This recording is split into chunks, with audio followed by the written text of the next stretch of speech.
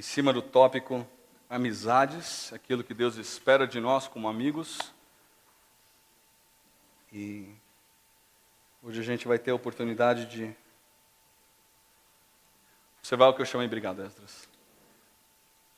Eu intitulei Mestres do Bem. Você vai entender isso à medida que nós olharmos para o texto bíblico. Mas já de cara eu posso dizer para você que fala da importância das pessoas mais velhas dentro da igreja. Qual é o papel das pessoas mais velhas dentro da igreja? Nós temos caminhado nessa série. Se você lembrar na primeira mensagem, eu vou colocar para você, que não estava aqui, para você entender para onde nós temos ido. Nós vimos 4 aspectos do relacionamento. O primeiro deles, que Deus é um ser relacional. Isso é visto de maneira perfeita na Trindade e também no relacionamento que Ele tem com o homem. Em segundo lugar, nós vimos que Deus compartilhou essa característica relacional com o homem, ou seja, dentre toda a criação de Deus, o homem é quem tem esse aspecto relacional muito mais claro do que as outras criaturas, a ponto de poder se comunicar com o próprio Deus. Em terceiro lugar, nós vimos que o pecado afetou grandemente a vida do homem, em especial os relacionamentos, a começar do relacionamento dele com o próprio Deus. Em último lugar, nessa mensagem, nós vimos que o meu relacionamento com Deus, portanto, uma vez que Deus foi na verdade, ele não foi nada afetado pelo pecado, é o relacionamento no qual eu tenho que mais investir. E nós fizemos uma definição de amizade como uma caminhada de edificação, crescimento e transformação que envolve 2 pessoas. Você tem que me acompanhar, rapaz. Mais um. Aí. Agora vai para o terceiro. Obrigado. Na segunda mensagem, nós vimos Jesus Cristo como padrão de amigo. E Jesus Cristo, pode colocar a próxima, amou em 4 situações específicas, nós vimos lá em João 13. Em primeiro lugar, Jesus amou a despeito da sua posição. Aquele que era maior do que todos e tinha todas as coisas, escolheu amar, quando ele não precisava, no sentido de ter todas as coisas. Ele fez questão de ser o menor, sendo o maior. Em segundo lugar, Jesus amou a despeito das ações do próximo, mesmo sabendo que Judas iria traí-lo. Jesus caminhou 3 anos com Judas. Jesus amou Judas. E lembra daquela passagem quando Judas chega com os ladrões? Como é que Jesus chama Judas? Amigo. Não houve diferenciação por Judas fazer o que ele fez. Em terceiro lugar, Jesus amou a despeito das outras opções que Jesus tinha. Jesus poderia até ter impedido o plano de Judas, mas ele não fez, ele escolheu amar Judas, inclusive lavando os pés daquele que iria traí-lo. Em último lugar, na última pregação, nós vimos que Jesus amou mesmo quando era difícil amar. E aí nós vimos na pessoa de Pedro, uma pessoa que apesar do discipulado de Jesus, parece que não caminhava. Jesus ensinava, mas parece que as coisas não entravam na cabeça de Pedro. Mas Jesus não desistiu dele. Jesus continuou amando. E nós vemos aquela passagem de Lucas que depois que Pedro nega Jesus pela 3ª vez, o que acontece? Quem olha para ele? Jesus. E eu disse naquela situação que a tradução daquele verbo é a ideia de você olhar com amor para aquele homem que havia negado ele diante dos outros homens. E nessa mesma mensagem nós vimos, eu dei uma outra definição, que eu sou responsável pelas minhas próprias escolhas. As circunstâncias, elas não determinam as minhas ações. Anote isso, guarde isso e lembre disso. Eu posso sim ser influenciado por elas, mas eu nunca vou poder chegar diante de Deus e falar: Deus, a situação que me fez agir daquela maneira. Você acha que Deus vai virar para você? É verdade, pula esse pecado. Não, Deus não vai fazer isso. Você e eu somos responsáveis pelas nossas próprias ações. Nessa terceira mensagem, eu gostaria de abordar com vocês um aspecto igualmente importante na nossa vida relacional, na nossa vida de amizades. E eu digo igualmente importante porque ela trata da dinâmica dos relacionamentos dentro da igreja. Os relacionamentos da igreja são ferramentas de extrema necessidade para que a palavra de Deus seja conhecida aos incrédulos. Anote isso. os relacionamentos aqui dentro são de extrema importância para que os de fora conheçam a palavra de Deus. Os relacionamentos dentro da igreja são como órgãos do corpo funcionando de uma maneira interdependente. Eu vou dar uma ilustração para você. O que é necessário no meu corpo para eu fazer esse movimento? Vamos lá. Não, desculpa, órgãos do meu corpo ou o que tem dentro do meu corpo. O que é necessário? Vamos lá. Inicialmente, qual que é a nossa tendência? Você precisa do quê? Braço, músculo, certo? Você precisa de osso, você precisa de tendão, você precisa de sangue, oxigênio, você precisa dos seus pulmões, você precisa do seu coração, você precisa de sódio, você precisa de potássio, você precisa de acetilcolina. Eu posso ir para frente aí. Já entendeu? Eu não tenho como dizer que eu só preciso de um braço para fazer esse movimento. É muita coisa envolvida e muito mais do que a gente sabe para que esse movimento aconteça. E eu acho interessante que a palavra de Deus, ela chama a igreja de quê? De Cristo? Corpo de Cristo. Eu acho fantástica essa analogia. Isso de cara já diz a você e a mim que eu não tenho como viver, como? Sozinho. E Deus nos colocou na igreja justamente para ajudarmos uns aos outros, a crescermos e a testemunharmos para aqueles que não conhecem a Deus. Então, cada um de nós tem um papel muito importante dentro da igreja. Todos vocês sentados aí. E eu aqui, quem está dando aula, quem está lá em cima. Mas hoje eu quero começar dizendo que eu chamei essa mensagem de mestres do bem por causa do termo que a gente vai ler daqui a pouco. Mas esse título tem a ver com a dinâmica do ensino e do aprendizado dentro da igreja que os relacionamentos permitem. Com isso em mente, eu quero pedir que você abra a sua biblioteca divina aí no livro de Tito. Depois de Timóteo.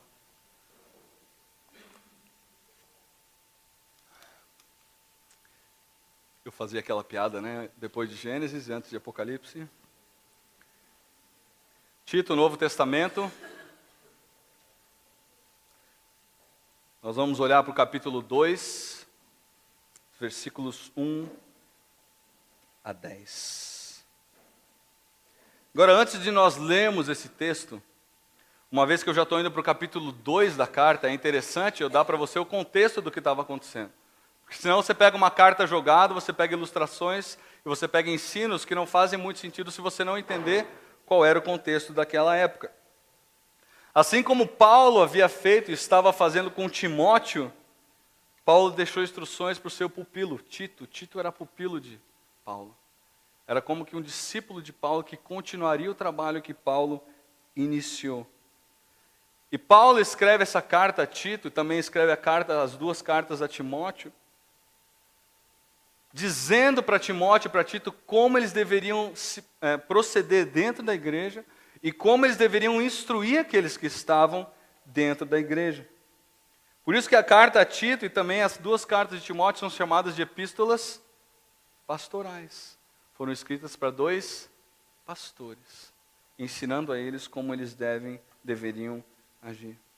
E dentro dessa carta, você pode colocar já está aí. Você é ligeiro, hein? Paulo gastou o primeiro capítulo falando da liderança da igreja. Em primeiro lugar, nos versículos 5 a 9, falando dos líderes da igreja, que deveriam ser os mestres da sã doutrina. Nos versículos 10 a 16, Paulo vai combater o ensino dos falsos mestres, que eram pessoas que eu chamei de a ameaça da da sã doutrina. Na verdade, eles são a ameaça com a falsa doutrina. Então, no primeiro capítulo, nessas duas porções, Paulo fala justamente sobre a liderança da igreja e como deveria ser o procedimento dos líderes e como não deve ser o procedimento dos líderes. E aí ele entra no capítulo 2 e até o final da carta, Paulo vai direcionar então para os membros da igreja. Então, primeiro ele aborda como a liderança deve agir, como a liderança não deve agir, e aí ele gasta o resto da carta dizendo a Tito, ensina essas pessoas a agirem dessa maneira. Nós não vamos olhar até o final da carta de Tito, não é necessário isso, porque esses versículos que nós vamos abordar hoje já são de extrema importância e utilidade. Então há um contraste muito grande aí se você for ver a alternância. Comportamento correto, versículos 5 a 9 do capítulo 1. Comportamento errado, versículos 10 a 16 do capítulo 1. Depois os procedimentos certos, no capítulo 2 até o final da carta. Quero olhar com você para o texto. Acompanhe comigo a leitura. Você, porém, fale o que está de acordo com a sã doutrina. Ensine os homens mais velhos a serem sóbrios, dignos de respeito, sensatos e sadios na fé, no amor e na esperança. Semelhantemente, ensine as mulheres mais velhas a serem reverentes na sua maneira de viver, a não serem caluniadoras, nem escravizadas a muito vinho, mas a serem capazes de ensinar o que é bom. Assim poderão orientar as mulheres mais jovens a amarem seus maridos e seus filhos, a serem prudentes e puras, a estarem ocupadas em casa e a serem bondosas e sujeitas a seus próprios maridos, a fim de que a palavra de Deus não seja difamada. Da mesma maneira, encoraje os jovens a serem prudentes. Em tudo seja você mesmo um exemplo para eles, fazendo boas obras em seu ensino, mostre integridade e seriedade. Use linguagem sadia contra a qual nada se possa dizer, para que aqueles que se lhe opõem fiquem envergonhados por não terem nada de mal para dizer a nosso respeito. Vamos orar. Deus, nós temos diante de nós, Deus, mais uma vez aberta a Tua palavra. Com ensinamentos práticos, com ensinamentos tão necessários, Deus, para cada um de nós. E nesse momento, Deus, nós queremos clamar ao Senhor, Deus, que a Igreja Batista Bereana, ela seja capaz de perceber a importância, a utilidade e a bondade com que o Senhor presenteou a igreja com pessoas mais velhas. Ajuda cada um de nós, Deus, a entender o papel dessas pessoas mais velhas dentro da igreja, a respeitá-las, a amá-las, a considerá-las e dar a eles tudo que é digno, Deus, por tudo que eles passaram e aprenderam. Mas também, Deus, nós clamamos por essas pessoas mais velhas, Deus, porque assim como os mais jovens têm alvos dados pelo Senhor, as pessoas mais velhas também têm. E a caminhada delas não terminou, Deus. Eles são perfeitos, eles ainda lutam com o pecado, e eles têm alvo a perseguir, Deus. Ajuda cada um deles. E nessa dinâmica, Deus, que a nossa igreja possa crescer, testemunhando para as pessoas de fora, sobre a Tua bondade, sobre o Teu carinho, sobre o Teu amor conosco, Deus. Em nome de Jesus. Amém. Eu deixei os versículos de fora, 9 e 10, de propósito, porque a gente não vai trabalhar especificamente com eles hoje, tá? Pode colocar para mim o próximo texto. O texto até o 10, eu deixei de fora os versículos 9 e 10, trabalha com 5 grupos de pessoas dentro da igreja. Versículo 2, ele vai falar dos homens mais velhos, qual a orientação que Tito deveria passar para esses homens. Versículo 3, para as mulheres mais velhas, que Deus espera delas dentro da igreja. Versículos 4 e 5, as mulheres mais novas, isso a gente vai ver na próxima mensagem, se Deus permitir. E os versículos 6 a 8, os homens mais novos, quais são os deveres deles.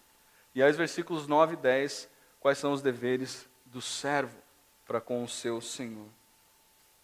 Então nesse trecho a gente tem orientação para que Tito ensine grupos distintos dentro da igreja, para que vivam de acordo com a sua doutrina. Fiquei na sua frente, né? Eu percebi, você está quase com torcicola aqui. Mas essa preocupação de viver com a sã doutrina, ela não é exclusividade de Tito. Eu vou dar algumas passagens, você pode ler na sua casa. 1 Timóteo 1,10, anote aí. 1 Timóteo 6,3. 2 Timóteo 1,13. 2 Timóteo 4,3. Tito 1,9, Tito 1,13 e Tito 2,2.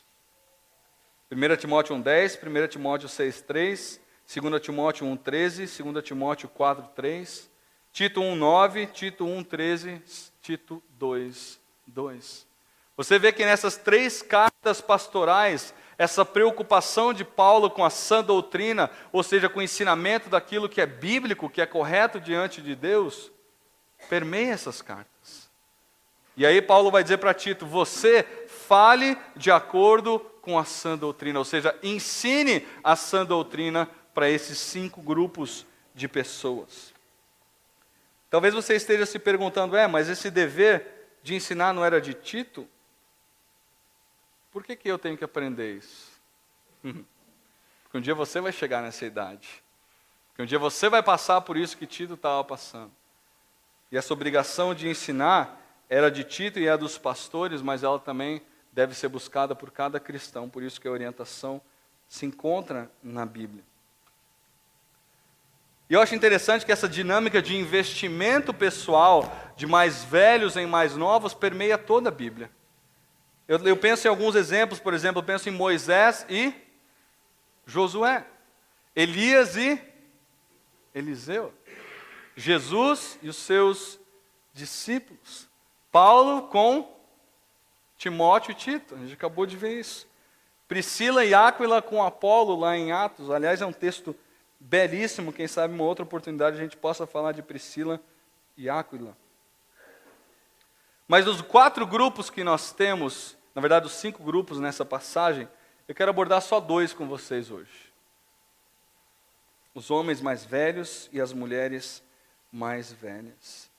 Agora, antes de entrarmos na passagem propriamente dita, eu quero que você olhe comigo, pode colocar o próximo slide, o contexto dessa passagem, como é que a questão do ensino permeia essa passagem. O versículo 1 diz, fale o que está correto de acordo com a sã doutrina. Quem? O pastor da igreja. Terceiro lugar, que as mulheres mais velhas sejam o quê? Mestras do bem. Eu acho lindo esse termo. Da onde eu tirei essa ideia do título da mensagem. Versículo 4, as mulheres mais velhas devem instruir quem? As mais novas. Há essa preocupação de dinâmica de instrução dentro da igreja. E no versículo 7 ele vai falar, torna-te pessoalmente padrão, falando para o pastor Tito. E essa palavra padrão é a palavra tipos no grego, que é a ideia de modelo, de exemplo, de uma forma específica que vai ser copiada. Então, antes de nós entrarmos nesses 2 grupos específicos, nós já podemos perceber de cara que existe uma preocupação na imitação do modelo correto, que é Jesus Cristo.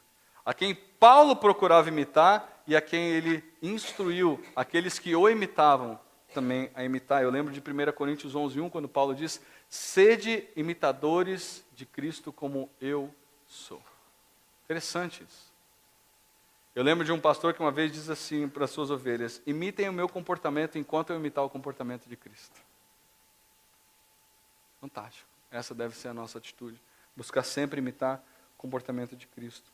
Aliás, a mesma exortação, torna-te padrão, é repetida lá em 1 Timóteo 4:12 para Timóteo. Ou seja, Paulo está instruindo tanto Timóteo quanto Tito a sejam vocês mesmos padrão naquilo que vocês estão ensinando. Então eu quero olhar com vocês para os 2 grupos. E na próxima oportunidade, se Deus quiser, a gente olha para os outros 3.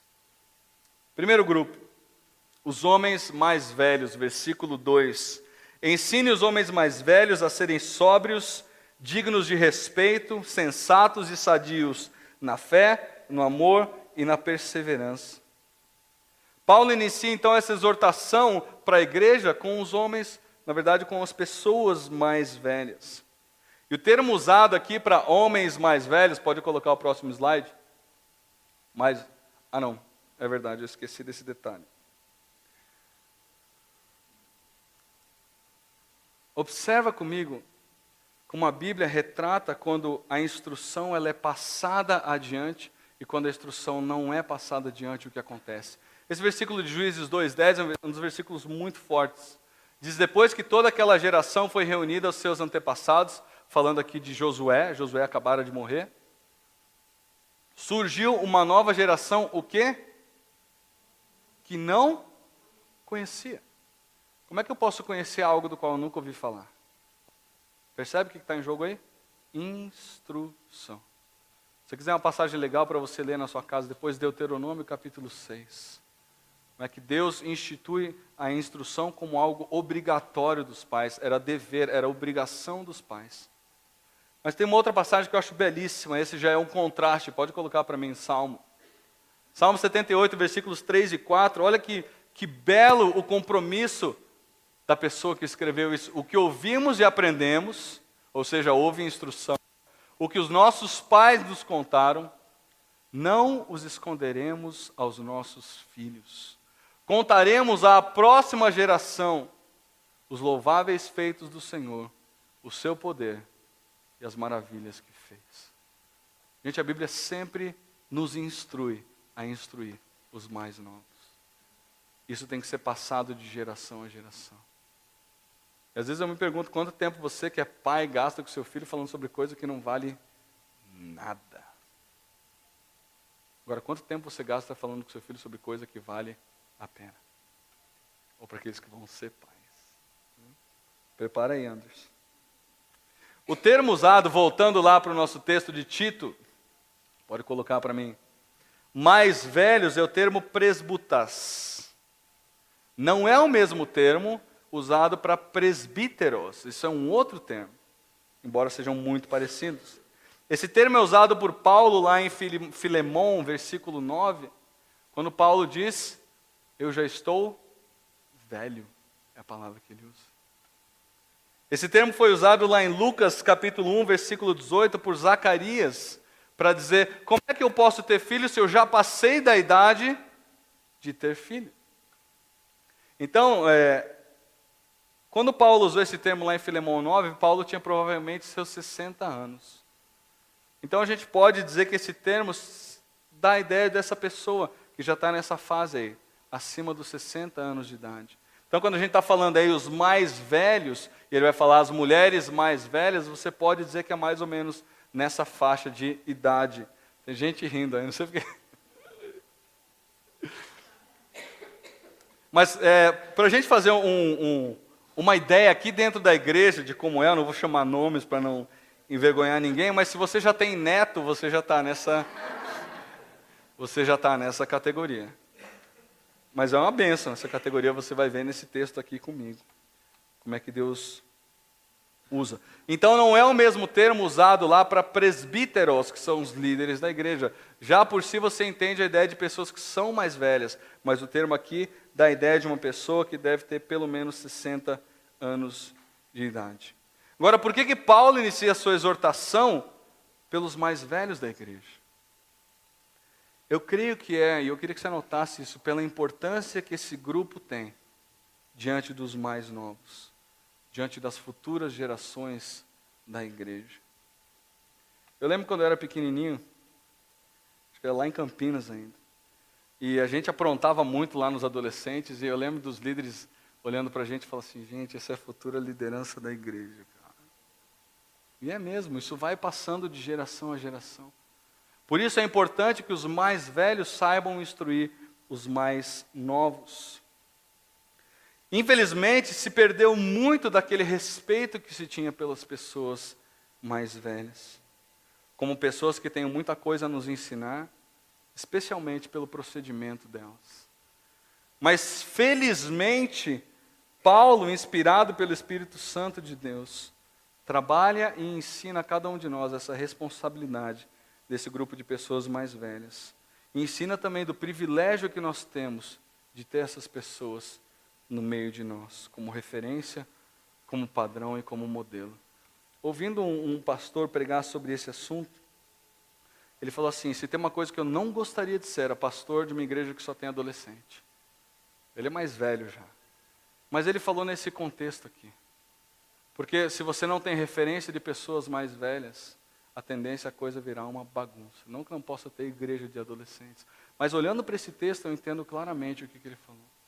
Entre outras coisas, as pessoas mais velhas elas nos ajudam a manter os padrões, a colocar freio nas situações. E você vai ver isso comigo nos textos. A tônica aqui, então, não é aquela ideia de virar a pessoa mais velha e falar, seu tempo passou, sai. Desculpa o termo. Mas a tônica aqui é, embora a renovação seja algo natural, você dizendo para a pessoa mais velha, nós gostaríamos de contar com a sua sabedoria nesse momento. Nós precisamos dos seus conselhos diante das mudanças que estão à nossa frente. Ou quem sabe uma jovem vai perguntar para uma mais velha: como é que a senhora passou? Senhora, você viu o respeito, né? Como é que a senhora passou por esse momento com a sua filha que era adolescente? Ou com o seu filho que é adolescente?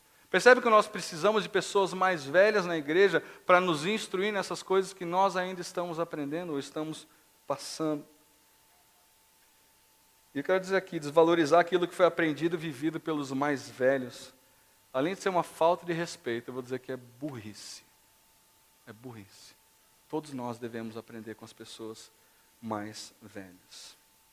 Paulo então inicia a sua exortação com os mais velhos, porque eles são herança e são força indispensável para a igreja. E força aqui não é tanto o aspecto físico, mas sim a capacidade de analisar a vida com os critérios mais sensatos e de uma vida espiritual mais sólida, que já passou por mais tribulações e dificuldades. Uma vida mais sensata por tudo que essa pessoa já aprendeu. Há basicamente aqui 3 recomendações aos mais velhos. Eu repito, um comportamento que deve ser buscado por nós mais novos. Em primeiro lugar, moderados. Esse termo nefaleos significa literalmente alguém que não é bêbado. Essa que é a ideia. Alguém que não é entregue ao vinho. Você vai ver que a mesma exortação vai ser feita lá na frente com as mulheres. Mas a ideia aqui é de alguém que não comete excessos. Interessante isso. Alguém cuja vida é marcada por ausência de excessos. Alguém livre de qualquer coisa que o domine. Obviamente o pecado, a gente só vai ficar livre do pecado quando a gente sair desse corpo aqui. Mas é interessante pensar que a juventude normalmente é a ideia do quê? Dos excessos. É ou não é? Que você vira à noite jogando videogame, e você come igual um louco porque seu metabolismo está acelerado, né? Você está na fase de crescimento. O Anderson vai passar por isso o resto da vida. É impressionante, cara. O cara come e nada acontece com ele, cara. Impressionante. Um eterno adolescente nesse sentido. Mas é a idade do excesso. Joga bola e, você fala, o cara jogou 3, 4 horas de bola. Passa o dia inteiro jogando futebol, você fala, como é que aguenta? Só de olhar você se cansa vendo o cara jogar bola. O mais velho, então, ele entra para ser um modelo para esse mais jovem. Aí com mais calma nas situações da vida. Não é ruim você jogar bola demais, isso não faz mal. O problema é quando os excessos acontecem em outras áreas da vida. Que você não pensa direito antes de fazer aquilo. E normalmente os mais novos têm dificuldade com isso. E aí entram os conselhos dos mais velhos. Quantas não foram as vezes que você perguntou para o seu pai, pai, o que o senhor acha? Devo fazer isso ou não? Ou então que você não perguntou, e aí seu pai falou, se tivesse perguntado para mim, eu tinha falado outra coisa para você. Os mais velhos já passaram pela idade que nós mais novos estamos passando. E eles sabem aquilo que não vale a pena. O mais velho já é uma pessoa mais seletiva naquilo que ele pode fazer e naquilo que ele deve fazer. E por isso ele pode ser um padrão para os mais novos. Então esse é o primeiro texto, primeiro termo. O segundo termo é o termo dignos de respeito. Significa alguém venerável, alguém honrável, alguém digno, alguém sério. E a ideia aqui desse termo é alguém cujo caráter vale a pena ser imitado. Eu fico impressionado a ver o tipo de pessoa que é venerada hoje nos nossos dias. Gente, impressionante como é que os valores estão invertidos. Quantas são as pessoas mais velhas que são aclamadas hoje, que você pode lembrar? Lembra algum aí? Vamos ver. Hoje, atual, que está viva ainda. Não. Tá bom. Niemeyer, Fernando Henrique. Pelé, gostaram, né? Gostaram. Boca é Brasil. Não. Quem que eles reverenciam hoje? São pessoas. Justin Bieber. Neymar. Romarinho. Não, você percebe? Você percebe. Cuidado, rapaz. Ó. Como as coisas estão invertidas. Cantores que fazem barbaridades com a sua vida. Como é que muitas vezes nós olhamos para os exemplos errados? E muitas vezes nós mesmos reverenciamos essas pessoas. Quando, desculpa, essas pessoas não merecem nada da nossa atenção. Nada. E aí eu me pergunto muitas vezes se isso não acontece em parte porque dentro da igreja nós carecemos de exemplos de caráter. E a resposta em geral ela me entristece. Poucas são as pessoas mais velhas preocupadas em ser exemplo para aqueles que são mais novos. Você encontra em geral pessoas mais velhas que são amarguradas com a vida, revoltadas com as limitações que elas têm, ao invés de se regozijar da sua proximidade com Deus e daquilo que Deus ensinou para elas durante a sua vida. Buscar crescer em maturidade devia ser uma das prioridades dos mais velhos, porque eles têm a responsabilidade de servir de exemplo para os mais novos. Homens, nós devemos buscar amadurecer para sermos exemplos para gerações futuras. Gente, eu penso, o Yuki está ali, o Mateus está lá. O que a gente está sendo de exemplo para eles? O João Pedro está lá. Estou falando da gente mais nova, não estou falando só dos mais velhos. Eu tenho que desde já procurar ser exemplo para esses futuros homens. Como é que ele me vê tratando a minha esposa? Como é que ele me vê tratando o meu pastor? Como é que ele vê me tratando o meu pai, o meu avô, o meu tio? Eles observam. Eu acho fantástico, eu dou aula para criança pequenininha, né? Também. E às vezes a professora fala uma coisa e a criança repete exatamente o que ela falou. Mas sabe quando a professora não queria que a criança repetisse? Nem ouvisse o que ela falou? Fala, se essa criança fala em casa o que eu falei aqui agora, eu sou demitido da escola, né? Quem sabe a tradução mais adequada aqui diga respeito ao homem que leva a vida a sério, desse termo. Alguém que considera sério aquilo que Deus considera sério. O homem que entende que existe um propósito que é temporário na vida e abraça esse propósito e vive de acordo com esse propósito. Homens mais velhos, vocês devem buscar a santidade. Vocês devem buscar a piedade. Vocês devem buscar seriedade no seu procedimento espiritual. E para mim, provavelmente, o personagem bíblico que mais vem à minha mente quando eu penso nisso é Josué. Ele ilustra muito bem isso porque ele assumiu o povo de Deus quando ele era jovem. O que Deus falou para ele, Josué 1,7? Não cesses de falar do meu livro, né, desse livro. Não te desvie dele, nem para a direita, nem para a esquerda. Eu me pergunto quantas vezes Josué se perguntava o que eu tenho que fazer. E ele perguntava o que Moisés faria nessa situação. Foi um homem que ele foi deixado com um ótimo exemplo a ser seguido. Homens mais velhos, vocês um dia serão imitados pelos mais novos. Que legado vocês têm deixado para esses homens? Terceiro termo, sensatos. É da onde vem o nosso termo higiene. Olha que interessante. É a ideia de estar bem, a ideia de estar saudável, de estar puro. A ideia desse termo tem a ver com a ausência de corrupção. Alguém não corrompido, alguém livre do erro. Os mais jovens, eles carecem de exemplos de homens que pensem corretamente, cuja orientação será saudável a eles. Sabe aquela orientação que você fica com o pé atrás? Será que ele vai falar aquilo que eu quero ouvir? Não, mas eu tenho que falar com ele, mesmo que seja aquilo que eu não quero ouvir. Quantas foram as vezes que eu fui orientado a fazer algo que eu não queria fazer? E na hora eu até fiquei meio chateado, mas depois eu percebi que aquilo era o melhor para a minha vida.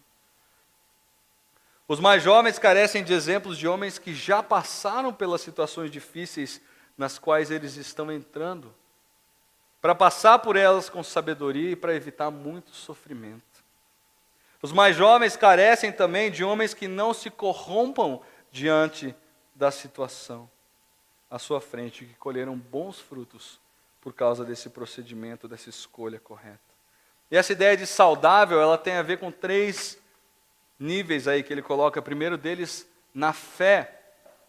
Parece a ideia de alguém cuja confiança no Senhor é algo inabalável, por conhecer como o Senhor age e por ter experimentado as promessas do Senhor em meio às dificuldades.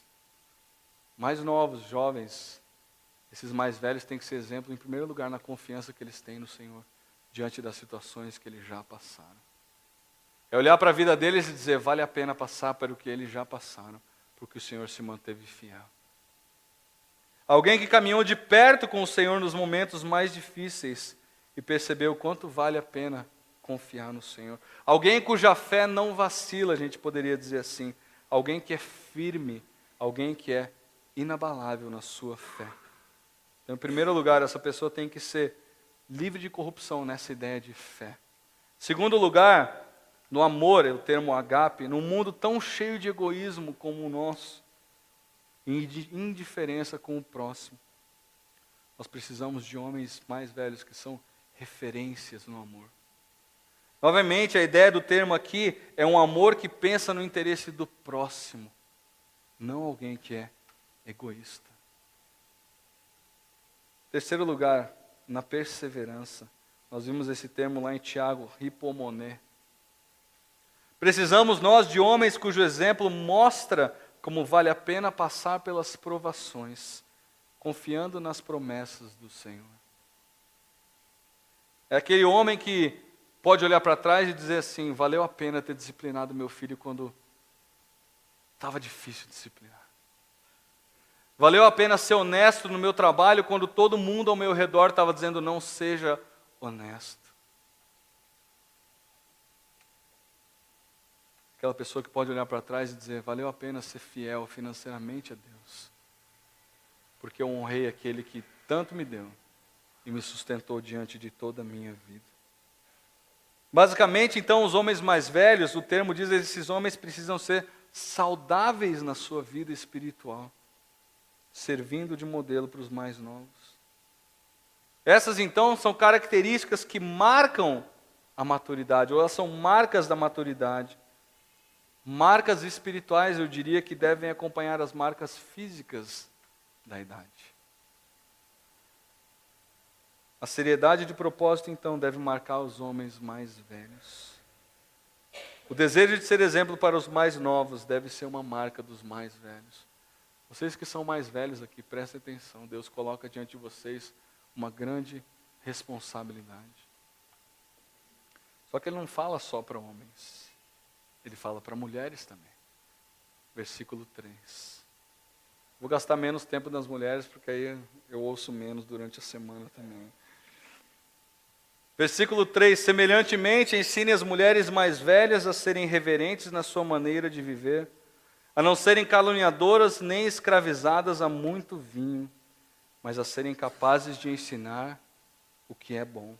Ele começa dizendo o quê? Semelhantemente, ou seja, de igual modo, igualmente, da mesma maneira, similarmente. Então, assim como os homens mais velhos, eles possuem grande responsabilidade, sendo exemplo para os mais novos. As mulheres não escapam. Elas também devem ser referência para as mais novas. Paulo vai oferecer, então, 2 orientações sobre o que as mulheres devem fazer e 2 orientações sobre o que elas não devem fazer. A primeira delas, a serem reverentes na sua maneira de viver. Ou outra tradução traz que sejam sérias em seu proceder. Assim como a reverência e respeito a Deus são desejáveis nos homens mais velhos, o mesmo acontece com as mulheres. As 2 listas dos homens idosos e das mulheres idosas praticamente se iniciam com a mesma orientação: seriedade no seu viver.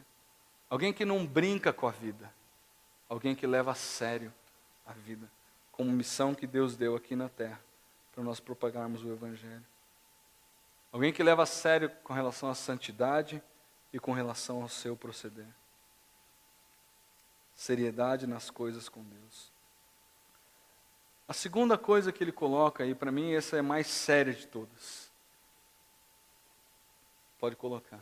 A não serem, o quê? Caluniadoras. Talvez você vá se assustar se você não conhece o grego dessa passagem. Sabe qual que é o termo usado aqui? Diabolos. 34 vezes no Novo Testamento, esse termo é usado como o nome de Satanás. Gente, isso é muito sério. Quando eu li o texto assim, sabe o que você... Uau! Uau, né, Fábio? Né? Uau! Um comentarista que eu li, ele disse, nada é mais diabólico do que a maledicência, do que a fofoca, do que a calúnia. Querido, quando nós caluniamos, quando nós difamamos alguém, quando nós maldizemos o próximo, nós estamos agindo igualzinho ao diabo.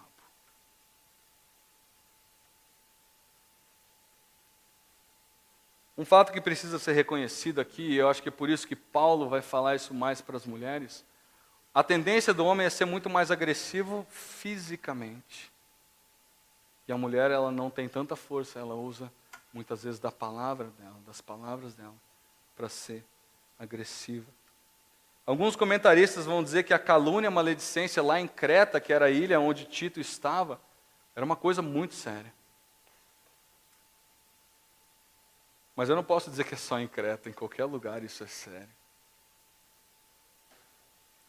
As mulheres, então, elas precisam tomar muito cuidado com aquilo que elas falam. Eu gosto daquela frase que o sábio fala porque ele tem algo a dizer, o tolo fala porque ele tem que dizer algo. Com todo o carinho do mundo, se você não tem o que falar, fecha a sua boca, mantenha a sua boca fechada. Terceira orientação. Nem escravizadas ao muito vinho. Assim como a calúnia deve estar longe dos lábios da mulher mais velha, o vinho também deve estar longe dos lábios da mulher mais velha. Entre outras coisas, a bebida fermentada ela é usada muitas vezes como fuga das situações e dos problemas. Já era naquela época, sempre foi, na verdade. Você tem orientações de Salomão, lá em Provérbios 28, contra a bebida. Ele fala, cuidado com a bebida. Fuja dela. A corrupção moral na ilha de Creta era muito evidente. As mulheres mais velhas eram pessoas que se entregavam à bebida.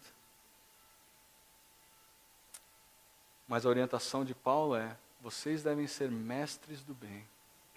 O seu procedimento deve ser algo imitado pelas mulheres mais novas. Interessante que o termo usado, ele é diferente do termo que Paulo usa em 1 Timóteo 3,8, quando ele alerta as mulheres a não serem entregues ao vinho. O termo aqui em Tito, ele é muito mais forte, o que dá aos comentaristas a ideia de que o problema em Creta era muito mais sério. Mas o princípio é o mesmo em todo lugar que você estiver. Não seja entregue à bebida. Cuidado com aquilo que cativa a sua vida, cuidado com aquilo que te prende. Não seja escravizado por essas coisas. E a última orientação que Paulo dá às mulheres, e também isso pode se aplicar aos homens, sejam mestras do bem. Ou a NVI diz, sejam capazes de ensinar o que é bom. Essa orientação ela é de grande importância porque ela coloca as mulheres mais velhas, nas mulheres mais velhas, uma responsabilidade imensa. E a gente vai ver isso na próxima mensagem, o que elas devem ensinar às mais novas. A sua vida, mulher, então, deve ser uma lição para as mulheres mais novas. Você que é mais velha. Esse ensino acontece tanto pelas palavras, quanto pelas suas ações. A população mais velha da igreja, então, ela tem um tremendo ministério dentro do corpo. Ensinando a maturidade espiritual e sendo referência para aqueles que estão começando a estrada da vida. Que estão em fases anteriores da vida. A população mais velha deve ser olhada por nós mais novos com carinho, com apreço, com respeito e com muita consideração. Para você ter ideia como Deus valorizava os mais velhos, eu achei fantástico isso. Sabe o que acontecia com o filho que desrespeitava o pai lá em Levítico 20, versículo 9? Morria apedrejado. Ô fase, né? Nenhum de nós estava vivo. Não vai olhar para o seu filho, não, falar, meu filho, não. Você também foi filho. Apedrejado. O respeito ao mais velho foi uma coisa que a Bíblia sempre ensinou. E que nós devemos cultivar aqui dentro da igreja. Se nós quisermos ter uma igreja forte no futuro. Eu quero. Para encerrar, eu gostaria de ler para você a descrição que foi feita de um líder da igreja onde Tito estava, quando Tito morreu. Eu não coloquei de propósito para você prestar atenção no que eu vou falar. Ele disse assim: Tito foi a primeira pedra fundamental da igreja em Creta, o pilar da verdade, o ajudante da fé, a trombeta sempre audível da mensagem do Evangelho, o eco exaltado da própria voz de Paulo. Isso foi dito no enterro dele. Se você falecesse hoje, você que é mais velho, o que os mais novos diriam a seu respeito? Eu não tenho dúvida aqui que eles diriam coisas boas, porque a gente é privilegiado de ter pessoas mais velhas aqui, que são tementes ao Senhor. Mas a pergunta que eu faço a você, onde você está, já chega? Não. Nós nunca podemos nos contentar com o estado espiritual que nós nos encontramos. Nós devemos sempre buscar nos aproximar de Deus. Entre outras coisas, como está nesse texto aqui. Porque você é exemplo para os mais novos. Então, na dinâmica da amizade, na dinâmica dos relacionamentos, vocês mais velhos têm um trabalho imenso com as pessoas mais novas da igreja. Não é você chegar quando acabar o culto, a pessoa mais velha vai sentar, uma senhora mais velha vai chegar com aquelinha. Então, pensando na mensagem, eu queria conversar com você sobre algumas coisas. Não, é o seu proceder. Em primeiro lugar, é o seu proceder. Mas tem uma outra coisa que eu queria terminar e fazer um desafio para você. Eu lembro que há um tempo atrás eu conversei com meu pai e eu tinha pensado a gente fazer uma coisa na igreja, a gente não conversou mais sobre isso, nada impede da gente fazer. Uma coisa que eu queria chamar de Projeto Tito, que é justamente em cima dessa passagem bíblica. De ter os membros da igreja envolvidos com as diferentes faixas etárias. De você pegar, vamos supor, o Jardel tem filho, eu não tenho filha, tem 2 filhas, né? Eu não tenho filho. De um dia o Jardel pegar um sábado dele e falar, Henrique, vamos conversar um pouco. E ele contar como é que tem sido a experiência, o que ele tem passado com filhos, para quem não tem. Ou para quem já é avô, de chegar e chamar, por exemplo, o Cícero, que ainda não é avô. Vamos eu vou falar, vamos comer alguma coisa, a Natália vai pegar no meu pé, sempre fala de comida, né? Beber não pode, não, vamos comer alguma coisa. Chamar o Cícero, vamos ter um tempo aí. Fazer uma caminhada, boa. Depois você come, né? Você queima, depois você come. Mas você entende isso? Essa dinâmica de você gastar um tempo com essa pessoa. Não vai ser simplesmente ligar para ela, é ter um tempo de conversa mesmo. Eu lembro quando eu estava com o Alessandro procurando o imóvel da igreja, eu já compartilhei isso aqui. Natália e eu não éramos casados ainda. E a gente procurou um monte de imóvel, né? Então a gente teve muito tempo junto para conversar. E como é que ele pôde falar muitas coisas sobre o casamento, sobre início de casamento comigo. Ele já é pai, já tem 2 filhas, eu não sou pai ainda, eu não tinha nem casado na época. Mas a vida dele foi muito importante na minha vida naquele momento. E assim tem que ser com cada um de nós. Há um livro fantástico para as mulheres, chama Mulheres Ajudando Mulheres. Se eu não me engano é a Assembleia de Deus que publica esse livro. Anote esse nome aí, vá atrás, compre esse livro. Ele fala justamente dessa dinâmica, a importância que você tem no discipulado de pessoas mais novas. Para os homens eu tenho um outro livro, chama Como Ferro Afia o Ferro, do Howard Hendricks. É um livro que eu tenho lido, eu não terminei ainda, mas é um livro que fala muito sobre mentoreamento, sobre discipulado. E eu queria desafiar você a trabalhar com as faixas etárias diferentes das suas dentro da igreja. Você que já tem filho, conversa com aquele que não tem. Você que já é casado, conversa com aquele que não é casado. Você que já é avô, conversa com aquele que ainda não é avô. Troque essas informações de como Deus se manifestou na sua vida diante de situações difíceis. Eu penso a Paloma está entrando na adolescência daqui a pouco. Daniel é adolescente. Os dois adolescentes aqui estão indo embora. Mas eles também têm que procurar esse tipo de conselho. Gente, é uma pessoa ajudando outra. Isso é o corpo de Cristo. Assim como eu não consigo levantar a cadeira simplesmente com um músculo, eu não consigo que a igreja cresça com uma parte da igreja trabalhando. Eu preciso que todos trabalhem para que o crescimento aconteça. Vamos orar? Deus, nós te agradecemos porque a Tua palavra, ela trabalha todos os aspectos da nossa vida. E esse aspecto de relacionamento, Deus, é algo que o diabo tem lutado tanto, Deus, e tem atacado tanto. Os relacionamentos hoje parecem ser coisas descartáveis, Deus. Mas não é assim, nunca foi assim na Tua palavra. O Senhor sempre nos ensinou a valorizar os relacionamentos, Deus, e agora, diante dessa mensagem, eu quero pedir em primeiro lugar pelas pessoas mais velhas, que elas entendam o papel que elas têm na igreja, especialmente de vigor espiritual, de força espiritual, Deus, para aqueles que estão lutando ainda em aprender as lições que o Senhor já ensinou para eles. Dá força a essas pessoas, Deus. Lembra elas constantemente de que elas têm um propósito na vida delas, que é ensinar as pessoas mais novas e com isso glorificar o Teu nome. Eu te peço também, Deus, pelos mais novos, e nisso eu me incluo, a que valorizemos, Deus, as pessoas mais velhas que já cresceram, que já amadureceram em áreas da nossa vida em que a gente ainda não amadureceu. Ajuda cada um de nós, Deus, a ter a humildade necessária para chegar diante dessas pessoas e dizer, me ensina. Fala comigo, conversa comigo, o que eu faço nessa situação? Muitas vezes a gente não faz isso por orgulho, Deus. Mas não é isso que a Tua palavra nos orienta. Deus, à medida que nós aprendemos na próxima oportunidade sobre o dever dos mais novos, que nós entendamos como é que tudo isso se encaixa, para que a Tua igreja cresça, para que a Tua igreja amadureça. E principalmente, Deus, como o próprio texto de Tito diz, para que as pessoas de fora percebam o que é a sã doutrina. Para que as pessoas de fora percebam o que é a salvação em Jesus Cristo. Nós te louvamos pela Tua palavra, Deus, e nós fazemos isso em nome de Jesus. Amém.